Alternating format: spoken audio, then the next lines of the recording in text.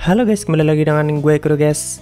Di sini mari kita lanjutin pembahasan novel Saikyo Onmyoji sebelumnya atau part 11. Jadi yang belum nonton part sebelumnya, gue saranin kalian buat nonton dulu supaya lebih enak memahami alur ceritanya. Oke, langsung aja kita masuk ke konten.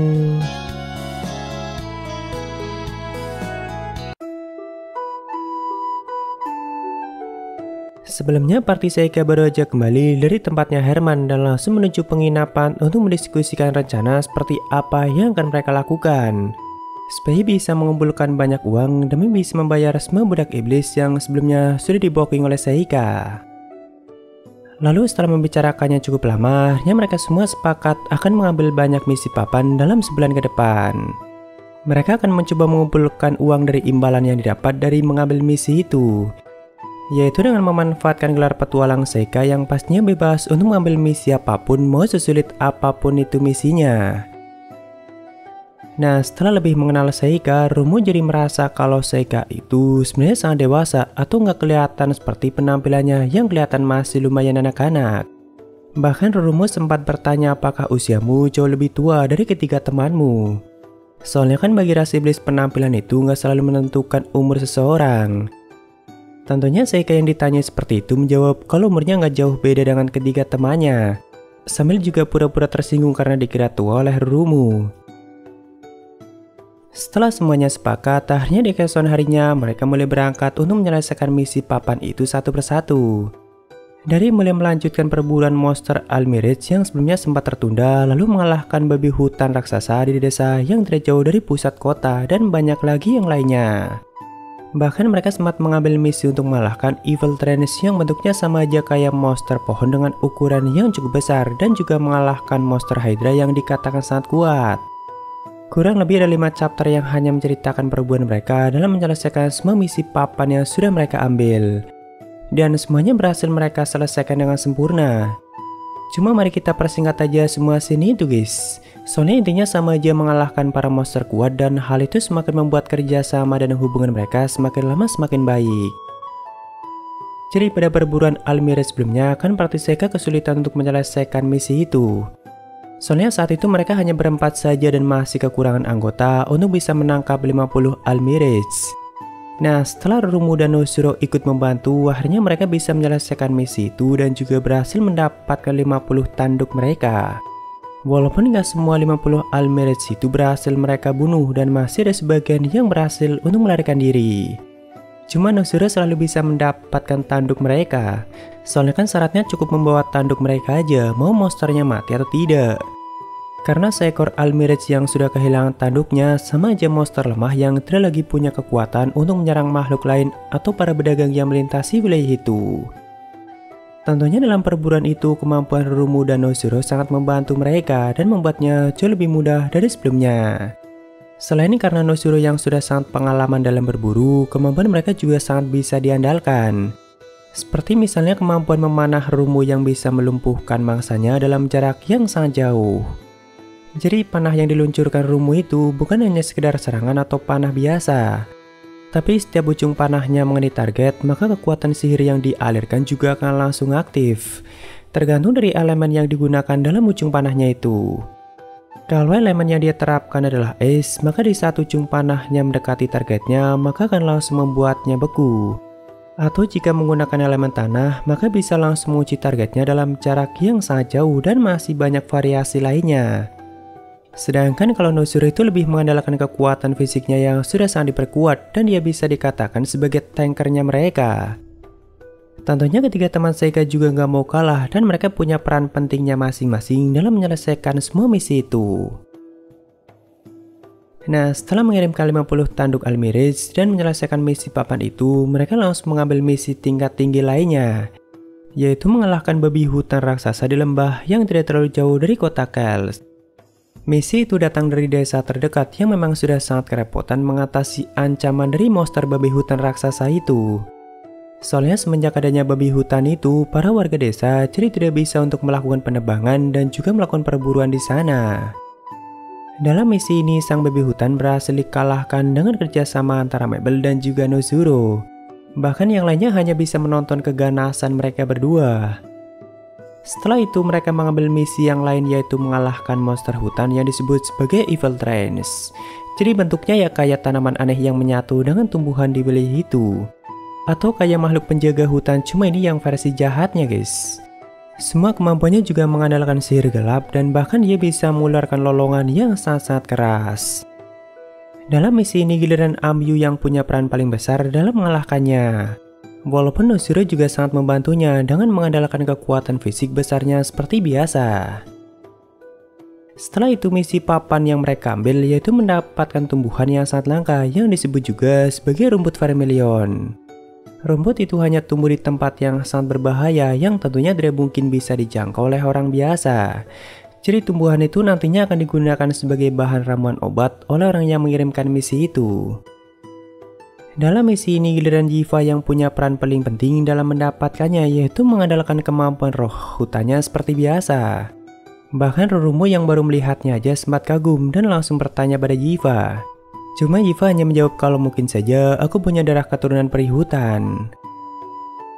Lalu setelah mengirimkan rumput vermilion dan mendapatkan imbalan dari misi itu, mereka kembali mengambil misi tingkat tinggi lainnya, yaitu mengalahkan monster slime di sebuah dungeon yang masih di wilayah sekitaran kota Kells.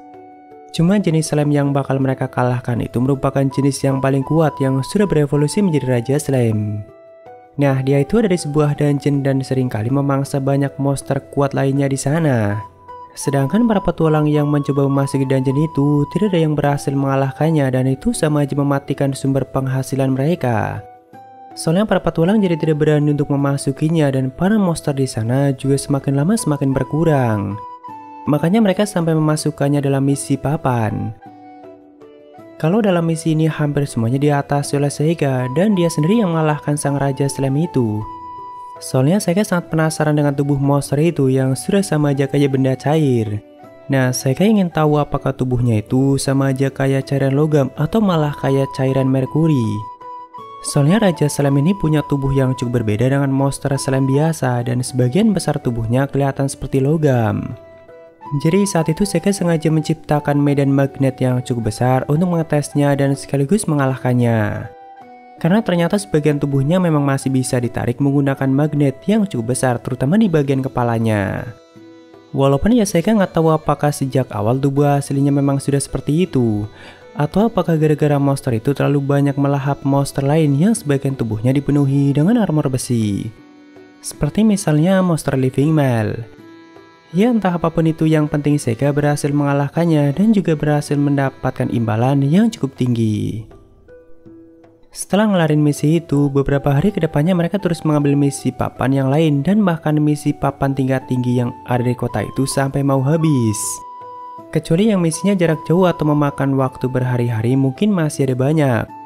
Soalnya kan mereka memang sengaja mengambil misi tingkat tinggi yang lokasi penyelesaiannya nggak terlalu jauh, supaya nggak terlalu memakan waktu dan dalam waktu sebulan itu mereka semakin bisa mengambil banyak misi. Bahkan saat itu party Seiga menjadi semakin terkenal di kalangan petualang di kota itu setelah menyelesaikan banyaknya misi tingkat tinggi yang mereka ambil. Nah, di sini di antara misi papan lainnya hanya tinggal satu misi tingkat tinggi yang imbalannya cukup menjanjikan. Dan lokasinya juga masih bisa dijangkau menggunakan kereta kuda dalam waktu kurang dari 2 hari. Yaitu misi untuk mengalahkan monster Hydra di suatu tambang yang terletak di wilayah pegunungan. Ya, ini misi yang sama yang sebelumnya nggak jadi party Seiga ambil pada saat masih di kota Lakana. Soalnya kan ketiga teman Seiga berpikir jika mengambil misi ini, maka mereka bertiga tidak akan terlalu berguna. Cuma kali ini kan sudah ada Rurumo dan juga Nozuro, dan tentunya Seiga juga akan memberikan kesempatan bagi mereka semua untuk mengalahkan monster itu. Jadi seperti biasa Seiga hanya akan mengimbangi mereka aja, dan di semua misi yang mereka ambil sebelumnya juga seperti itu. Malahan peran Seiga itu kebanyakan cuma jadi support dan porter bagi mereka semua. Soalnya tanpa perlu bantuan Seiga aja, mereka mampu menyelesaikan semua misi itu dengan sangat sempurna. Ya intinya selama menyelesaikan banyaknya misi tingkat tinggi itu selama lebih dari 2 bulan, mereka juga semakin berkembang dan kerjasama mereka dalam pertarungan juga semakin baik.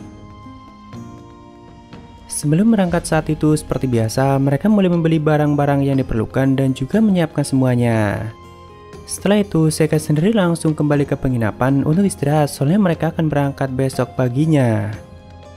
Nah, setelah sampai di kamar, Yuki mulai keluar dan seperti biasa, ada banyak hal yang mereka bicarakan. Cuma ya intinya Yuki penasaran akan sejauh mana Seika membantu Rumu dalam menyelesaikan masalahnya. Seika menjawab akan melakukan yang terbaik supaya nggak terlalu ikut campur dengan masalah mereka. Ya sebenarnya selama nggak melangkah terlalu jauh dan nggak melanggar aturan yang ada, maka Seika akan tetap membantu mereka. Setidaknya sampai berhasil membeli semua budak iblis yang sebelumnya sudah disepakati. Kata Seika sebenarnya uang yang mereka kumpulkan sejauh ini masih belum cukup untuk membayar semuanya. Makanya Seika sengaja mengambil misi Hydra yang sebenarnya punya tingkat bahaya yang cukup tinggi. Cuma imbalan yang bakal mereka dapatkan juga sangat tinggi. Justru di sini Seika agak kepikiran mengenai harga yang diberikan Herman untuk semua budak itu. Jadi harga budak iblis dari suku Demon God kan memang sangat mahal. Cuma bagi Seika sebenarnya Herman itu bisa mendapatkan keuntungan yang jauh lebih tinggi dari itu jika dia menjualnya pada bangsawan di ibu kota Kekaisaran. Ya walaupun biaya perawatan dan sebagainya selama sampai di sana juga cukup tinggi, cuma tetap saja keuntungan yang dia dapatkan juga akan jauh lebih besar daripada dia menjualnya pada Seika dengan harga segitu. Jadi Seika penasaran apakah Herman punya tujuan lain dibalik semua itu. Kenapa dia seperti ngebet banget pengen menjualnya pada Seika dan bahkan bisa dibilang harganya cukup murah. Ya apapun itu yang penting Seika berniat menyelesaikan pembayarannya dulu, baru nantinya akan tahu apakah Herman punya tujuan yang lain atau tidak. Akhirnya di keesokan harinya mereka mulai berangkat menuju pegunungan tempat Hydra tinggal.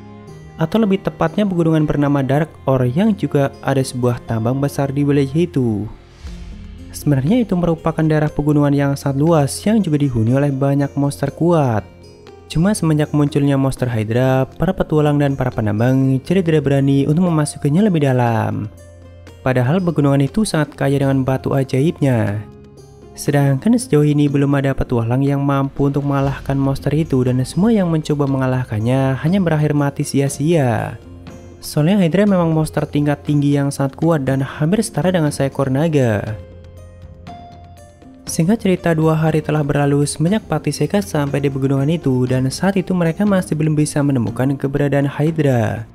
Soalnya pegunungan itu memang sangat luas dan punya medan yang sangat sulit. Bahkan Seika juga sudah menggunakan banyak hitogatanya dan menyebarkannya cukup luas, namun masih aja belum bisa menemukan tanda-tanda keberadaannya. Saat itu di malam harinya begitu yang lainnya sudah pada tidur, Seika sengaja menyelinap keluar untuk bisa bicara dengan Yuki. Soalnya kata Seika semua teknik ataupun kekuatan yang digunakan Yuki itu sangat berbeda dengan teknik yang digunakan oleh manusia. Nah, tekniknya itu bisa dimanfaatkan untuk mencari keberadaan musuh. Walaupun ya Seika nggak terlalu berharap banyak juga, cuma kan nggak ada salahnya untuk meningkatkan peluang keberhasilan mereka. Nah, setelah cukup jauh dari yang lainnya, saat itu Seika mulai mendengar gemercik air yang berasal dari danau di depannya. Awalnya Seika berniat mengeceknya menggunakan hitogata, cuma nggak jadi dia lakukan dan langsung mendekatinya sendiri. Ternyata saat itu ada Rumu yang sedang mandi di danau dengan tubuh telanjangnya yang sangat indah. Tentunya Seika sempat melihatnya dengan sangat jelas, walaupun ia setelah sadar kalau itu Rumu, Seika langsung menoleh ke belakang. Sedangkan Rumu yang kaget juga langsung menutupi sebagian tubuh indahnya. Ya awalnya tentu Seika langsung meminta maaf dan itu sama sekali nggak disengaja. Setelah itu di sini akhirnya mereka malah ngobrolin banyak hal dan bahkan ada banyak hal penting yang diceritakan oleh Rumu. Terutama mengenai kesamaan anak yang dicari oleh Rumu dengan Seika dan masih banyak lagi yang lainnya. Namun sebelum itu di sini Rumu sempat menyinggung tentang makhluk kecil yang selalu di atas kepala Seika atau Yuki yang dimaksud. Tentunya Seika langsung terkejut begitu mendengar itu dan bahkan Seika sempat berpikir akan langsung memusnahkan Rumu. Cuma Rumu langsung berjanji tidak akan mengatakannya pada siapapun termasuk pada Nosuro. Soalnya Rumu juga paham kalau Seika juga merahasiakan hal itu pada ketiga temannya. Ya akhirnya di sini Seika mengizinkan Yuki untuk keluar dan mereka berdua sempat berkenalan satu sama lain. Walaupun setelahnya Yuki langsung bersembunyi lagi dan sama sekali nggak mau ngobrol dengan Rumu. Jadi ternyata kalau bertemu dengan orang baru Yuki itu sangat malu-malu guys. Dan sama sekali nggak cerewet seperti biasanya. Sebenarnya di sini Seika itu baru pertama kalinya melihat garis atau tanda hitam di tubuh Rumu. Soalnya kan selama ini mereka selalu menyembunyikannya. Karena Rumu berpikir kalau tanda hitam itu bakal kelihatan sangat menakutkan jika manusia yang melihatnya. Padahal ya sebenarnya itu kelihatan sangat unik dan Seika juga berpikir seperti itu. Setelah itu di sini Rurumu juga mengatakan dirinya tahu mengenai rahasia lain yang Seika sembunyikan dari ketiga temannya, yaitu mengenai darah Demon God yang mengalir dalam tubuh Seika. Tentu Seika yang mendengar itu sempat melongo dan tidak mengerti apa yang Rurumu katakan. Soalnya kan Seika sendiri sama sekali nggak tahu apapun mengenai hal itu. Sedangkan Rurumu juga sama sekali nggak menyangka kalau ternyata Seika sendiri malah belum mengetahuinya. Nah, jadi sebenarnya Rurumu itu punya semacam kemampuan spesial yang membuatnya bisa melihat energi kehidupan ataupun aliran kekuatan. Makanya dia tahu kalau ada Yuki yang selalu bersembunyi di atas kepala Seika, dan dia juga bisa melihat kalau Seika punya darah keturunan Demon God. Walaupun ya mungkin gak semua aliran kekuatan bisa dilihatnya atau masih ada batasannya. Soalnya kan sebelumnya pada saat Seika menciptakan hawa panas pada awal pertemuan mereka, Rurumu gak bisa melihat cara kerja dari teknik itu. Awalnya di sini Seika sempat menyangkalnya, soalnya kan menurut pengukuran energi sihir yang dulu dilakukan ayahnya, Seika sama sekali nggak punya kekuatan sihir. Sedangkan keturunan Demon God itu harusnya dianugerahi dengan kekuatan yang sangat besar, sekalipun sudah bercampur dengan darah manusia. Apalagi Seika yakin kalau orang tuanya itu murni manusia dan sama sekali nggak ada keturunan ras iblis. Ya itu sejauh yang diketahui oleh Seika. Tapi Rurumu menjelaskan kalau tidak mungkin ada makhluk yang tidak punya kekuatan sihir sama sekali. Dan buktinya dia bisa melihat kekuatan sihir yang ada dalam tubuh Seika yang bahkan Seika sendiri belum menyadarinya. Soalnya kan selama ini Seika itu selalu berpatokan pada alat pengukuran sihir yang ada di dunia itu. Dan semua kemampuan yang dia gunakan juga menggunakan kekuatan lain, bukan dengan memanfaatkan kekuatan sihir seperti yang orang-orang dunia itu lakukan. Ya di sini mereka sempat memperdebatkan hal itu dan bahkan semakin lama Rurumu semakin menanyakan banyak hal mengenai orang tua Seika yang sebenarnya. Soalnya Rurumu memang sudah mulai yakin kalau Seika itu merupakan anak sahabatnya yang dia cari. Ada beberapa pertanyaan yang diajukan oleh Rurumu untuk memastikan hal itu. Seperti misalnya apakah ayahmu pernah melakukan petualangan sampai ke wilayah iblis, lalu apakah kau pernah melihat langsung ibumu seperti apa, dan sebagainya. Cuma ya tentu sebagian besar jawaban Seika nggak bisa dicocokkan dengan ciri-ciri yang disebutkan oleh Rurumu. Soalnya kan sejauh ini Seika emang nggak pernah tahu kalau ayah yang sudah membesarkannya selama ini bukanlah ayah kandungnya. Kalau mengenai ibunya Seika tahu kalau itu bukanlah ibu kandungnya dan Seika nggak pernah melihat ibu kandungnya itu seperti apa. Cuma ayahnya selalu mengatakan kalau ibu Seika itu dulunya merupakan wanita simpanan dan dia adalah manusia. Tapi fakta yang sebenarnya nggak pernah diberitahukan pada Seika. Namun jika mencocokkan cerita Rurumu dengan apa yang sudah pernah ayah angkat Seika ungkapkan pada saat di animenya, ya jelas semuanya menjadi sangat cocok dan sangat masuk akal kalau Seika itu merupakan anak yang dicari oleh Rurumu atau anak dari Melosa. Soalnya ayah kandung Seika dulunya merupakan petualang yang memasuki wilayah iblis. Lalu dia bertemu dengan Melosa yang merupakan suku Demon God. Setelah itu mereka saling mencintai dan akhirnya punya anak yaitu Seika. Cuma karena adanya suatu masalah yang menyangkut keselamatan dunia itu, mereka akhirnya memutuskan untuk kabur dari wilayah iblis dan menuju wilayah manusia. Tapi kan ayah kandung Seika harus terbunuh dalam pelarian itu. Sedangkan ibu Seika yang berhasil melarikan diri akhirnya menyerahkan Seika pada ayah angkatnya yang sudah membesarkannya selama ini. Semua kebenaran itulah yang belum diketahui oleh Seika sejauh ini. Di sini setelah Seika menceritakannya dengan jujur siapa orang tua kandungnya, tentu Rurumu yang mendengar itu mulai kehilangan harapannya lagi. Soalnya sebagian besar jawaban Seika sama sekali nggak cocok. Bahkan saat itu dengan tatapan yang sedih sambil melihat ke arah langit, dia bergumam, "Di mana kau saat ini, Melosa?" Ya setelah itu di sini masih ada banyak hal yang mereka bicarakan, cuma kita lanjutkan di part selanjutnya guys. Soalnya pembicaraan mereka berdua masih cukup panjang dan masih ada banyak hal penting yang sayang kalau dipersingkat. Oke, waktunya Saveria. Ada dari Cheat, lanjut dong LNK Geno. Oke, pasti nanti kita lanjut kalau volume 6-nya udah keluar. Thank you Cheat. Lalu dari Grim Halt, ditunggu Saikyo Onyoji nyamin BTW Tensei Shitara Kandesita, lanjut dong Min. Buat Tensei Shitaranya mungkin gue bakalan nunggu season 2-nya tayang dulu baru kita bahas lagi novelnya. Soalnya kan udah dipastikan kalau animenya bakal lanjut ke season 2-nya. Thank you Grim Halt.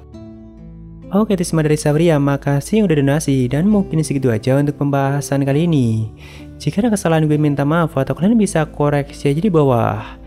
Thank you udah mampir, sampai ketemu di video lainnya. Salam kru guys.